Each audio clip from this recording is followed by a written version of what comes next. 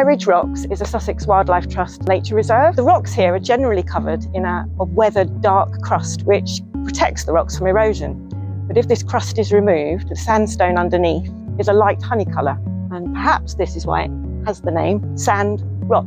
So this sand rock of the High Weald is pretty special because there aren't many other inland natural rock outcrops across southern England at all. So how were these rocks formed? Well, over 100 million years ago, this area was a wide lagoonal, swampy land, rivers that had braided channels that moved and switched and had massive fans of sediment deposited the sand that we see here today, which has subsequently become compressed. During that time when the rocks were formed, there were early flowering plants, dinosaurs roamed the lands and other amphibians and early mammals. But how do we know this? Well, we can find fossils in the rocks and we find fossilized footprints on the surfaces of the rocks. The sandstone also has other interesting features that show us more about what environments were like in the more recent times, geologically speaking anyway, the last 2 million years.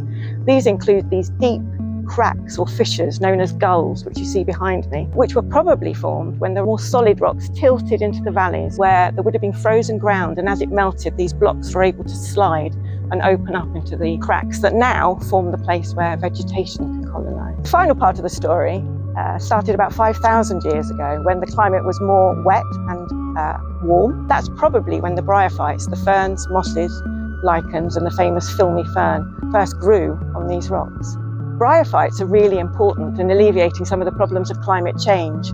They capture water to help with flood risk, and they capture carbon as well. And they're quite important in the Northern Hemisphere. So the fact that these bryophytes exist here in southern England is really important, along with rocks that support that habitat. So what can we do to look after these sandstone outcrops that are so special in the High Weald? Well, they do need managing. And Sussex Wildlife Trust have done a brilliant job. When they bought the reserve, they cleared the invasive vegetation that was smothering the rocks and smothering the important bryophyte vegetation.